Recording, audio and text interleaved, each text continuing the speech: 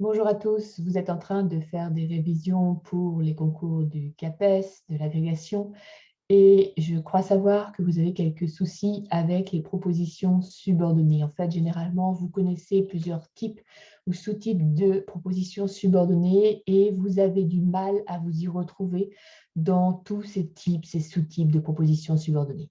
Donc, je vous propose un tableau synthétique, ce que j'appelle une classification fonctionnelle des subordonnées qui regroupe tous les types et les sous-types de propositions subordonnées que vous pouvez rencontrer.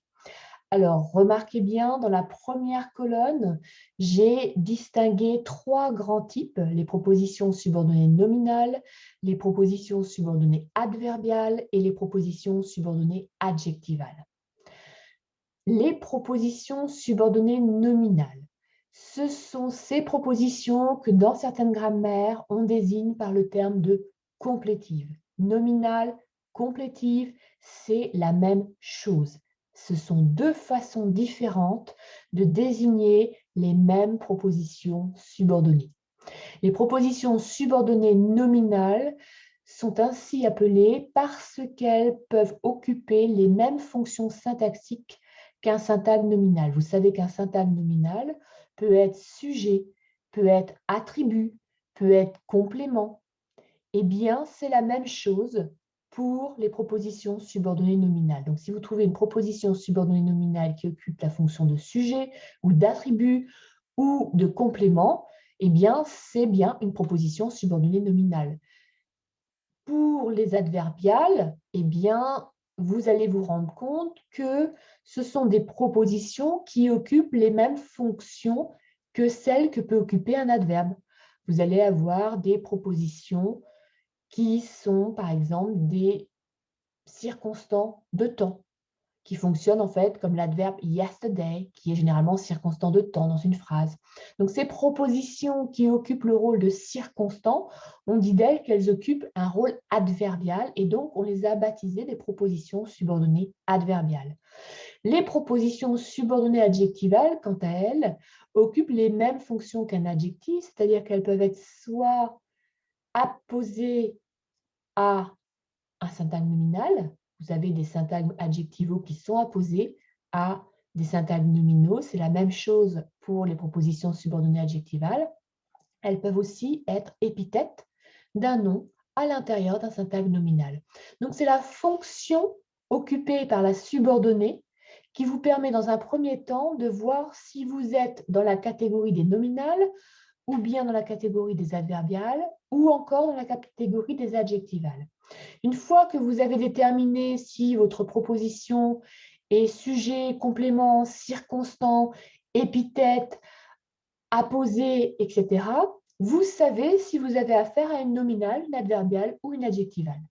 Et alors, il faut connaître les sous-catégories de propositions nominales, les sous-catégories de propositions adverbiales et les sous-catégories de propositions adjectivales pour savoir à quel type précis de propositions subordonnées vous avez affaire.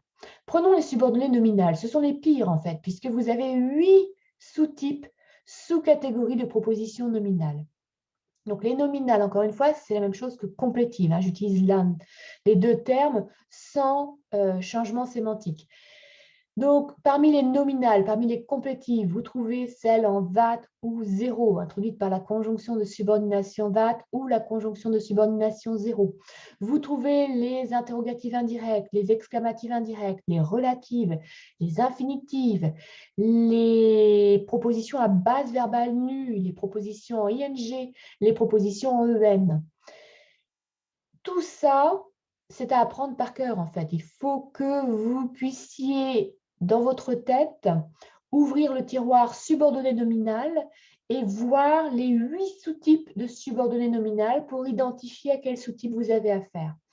Dans le cas des subordonnées adverbiales, c'est un tout petit peu moins difficile. Elles s'opposent entre conjonctives et non conjonctives, c'est-à-dire que certaines sont introduites par une conjonction de subordination, ce sont les circonstancielles de temps, de cause, de but, de condition. Elles sont introduites par des conjonctions de subordination telles que if, telles que because, in order to, et vous avez les infinitives qui sont introduites par rien du tout, dont le verbe est à l'infinitif, ce sont des noms conjonctives.